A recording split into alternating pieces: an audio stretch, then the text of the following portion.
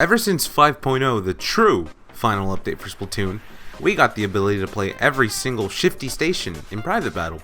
And throughout all the Splatfest for Splatoon 2, there have been some very unique and interesting Shifty stations, while others haven't been so fancy.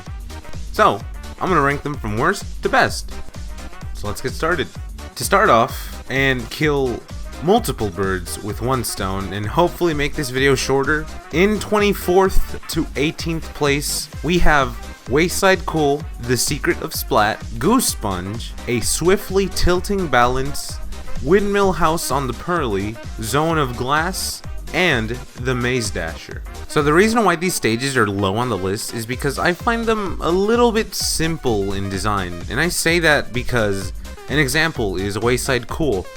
This is the lowest stage on the list because, to me, I just see it as a regular stage, and the only gimmick it has is moving platforms, and that's it. And the same goes for all the other stages. Secret of the Splat just has a platform in the middle that moves up and down. Goose Sponge features sponges and ink rails. A Swiftly Tilting Balance is just like Secret of the Splat, except it's based off of a balance scale. Windmill House on the Pearlie just has rotating platforms. Zone of Glass just has invisible platforms and squeagies. And finally, the Maze Dasher, which just contains dash tracks. And that's that. It's pretty simple stuff, but alright. In 17th place, we got Splat in Our Zones. This stage, the way I see it, is just turf war with splat zones mixed into it. There are 6 free areas of little small zones to ink, but it's really nothing too crazy, I'd say. In 16th place, we have The Ink is Spreading. This stage is just like Splat in Our Zones, except when you ink a certain zone, there are spreaders that spread ink. So that's pretty neat, but once again, it's nothing too crazy. In 15th place, we have Flutters in the Attic. The flutters are a great addition to this stage because they work as a defensive mechanism. There's also bounce pads that help you get on top of the flutters to survey the high ground, but in the end, it's really all easily avoidable and it really doesn't add too much to the stage, I'd say. In 14th place, we have Fancy Spew. This stage has spreaders, but there's a very noticeable rotating spreader in the middle. And that's always active until the end of the match. And that's basically it. 13th place goes to Zappy Longshocking. When you spawn into the stage, it's really cool because there's a big glass wall dividing you and the enemy team. But once you go further into the stage, there's switches that would allow you to move platforms to get into the enemy zone. And one of those switches would raise a big wall that would slow down the enemy from going into the switch control area. But in 12th place, we have Grappling Girl. The main gimmick of the stage is, well, it's in its name, actually, grapplings. Grapplings, as you may know, are used to fling yourself onto one certain point of the map. And that's what this stage had. It had a bunch of grapplings. They were really great to use, and there was also a certain spot in the stage where you could use them to flank the enemy side. In 11th place, and getting so close to top 10, we have the Bouncey Twins. This stage only features bounce pads, however, they are very vital and important to the stage. The pads would help you get to the other side, or they would help you get into the middle of the stage, which was one of the most important things to focus on in this entire stage. It would also be funny to see the occasional inkling just bounce off the pad by accident into the abyss. It was pretty funny. It was a good stage. I enjoyed it. But now, we're in the top 10 area, and I'm going to try to talk a little bit more about why these stages are in that part of the list. So, in 10th place, we have Bridge to Tentaswitchia. Not only does this stage have a really interesting and unique name, but what's really great about this is that there's a switch, and when it's inked, it moves a long piece of turf that can also be inked. But once the switch has been inked enough, the moving turf goes behind a glass wall, which is no longer accessible. so you really had to make every single thing and moment count in this match. So if all of the enemy team was in the middle and they were inking the middle and moving the turf, then you could guarantee yourself a loss. Maybe. I don't know. In 9th place, however, we have the Chronicles of Rolonium. I think that's how you pronounce it. And once again, it's a very great name. But this stage, its main gimmick, are Roloniums. Or as I like to call them, roly-polies. And it makes things much easier. But anyways, these help a bunch in both offensive and defensive mechanics.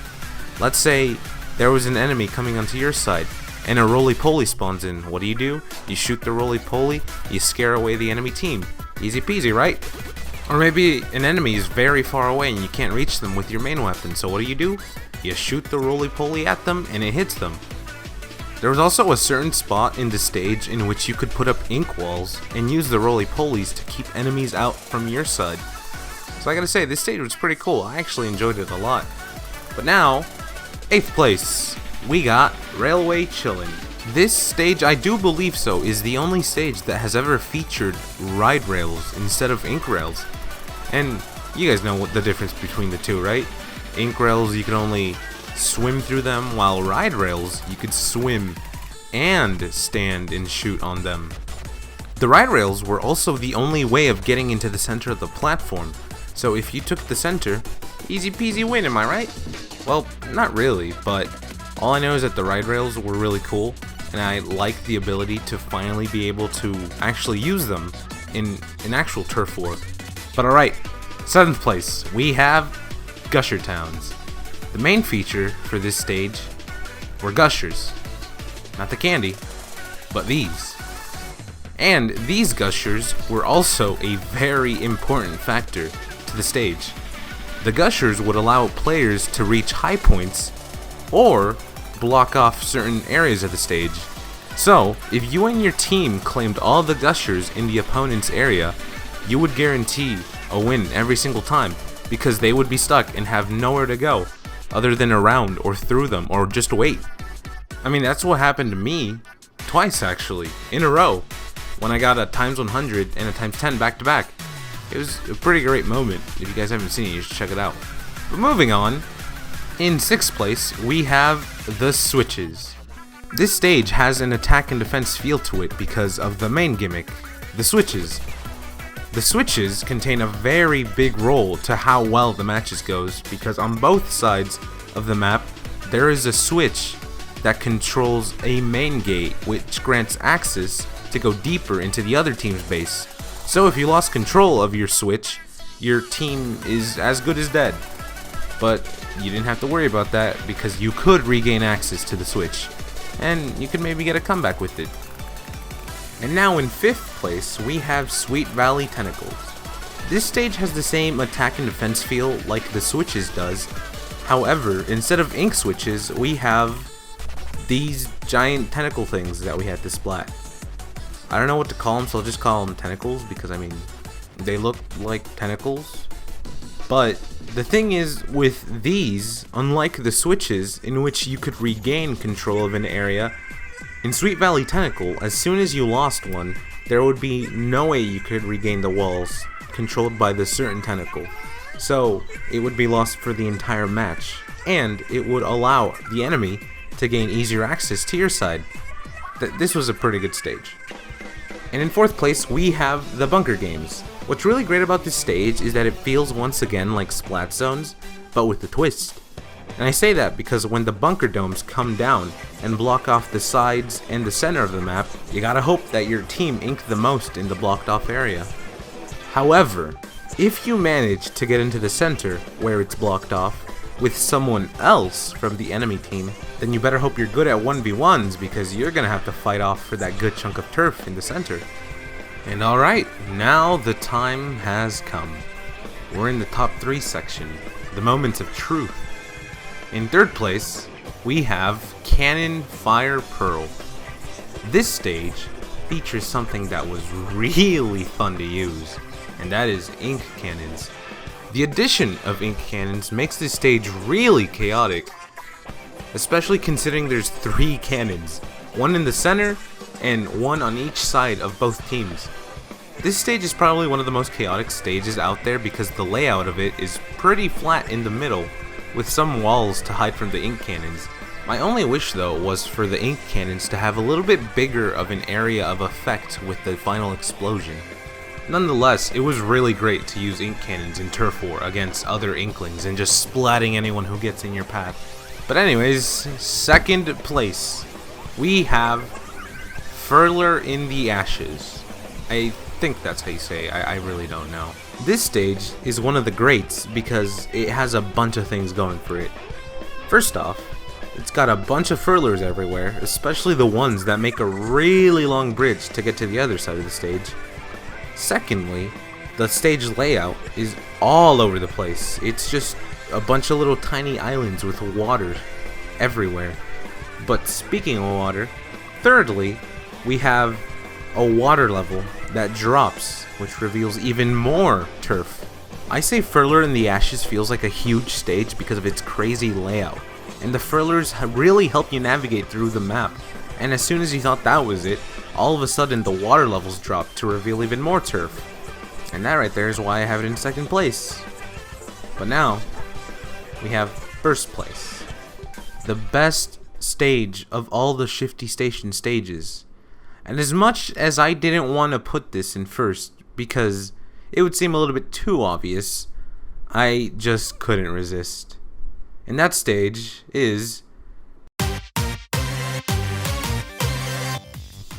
Yep, MC Princess Diaries is in first place. And because, well, the design and overall feel to it really lives up to the hype of it being the final Shifty Station.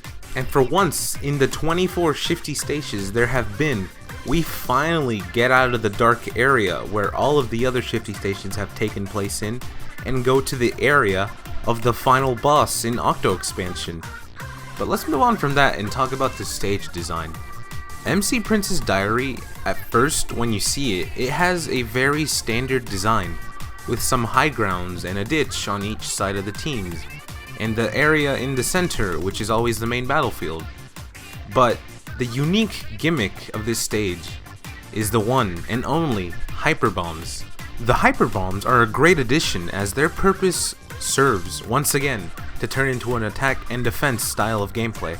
Because if your Hyper Bomb gets splatted, then that's going to be quite a bit of turf you're going to lose. And especially if you're close to the Hyper Bomb and it gets blown up, you're going to get splatted. And let's not forget what happens during the final minute of the match. The voice to end all voices. The ability to use the Princess Cannon to splat your enemy is a really great addition to the final Shifty Station. And, as a little added nod, the music that plays in the background is Fly Octo Fly, aka my most favorite song in Splatoon. Everything about this stage just ties everything up in a really nice final bow, which is the reason that, for me, MC Princess Diaries is my #1 Shifty Station for Splatoon 2. But that's just what I think. If anything, now it's your turn to tell me down in the comments, what is your least favorite to most favorite Shifty Station? And you could also feel free to tell me, what do you think about my list? Is MC Princess Diaries too overhyped?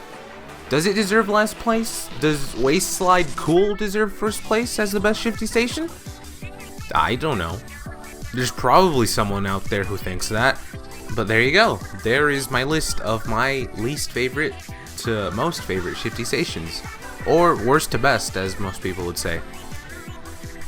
But with that being said, my work here is done. Make sure to like, subscribe, and go check out our other social medias like Twitter and such.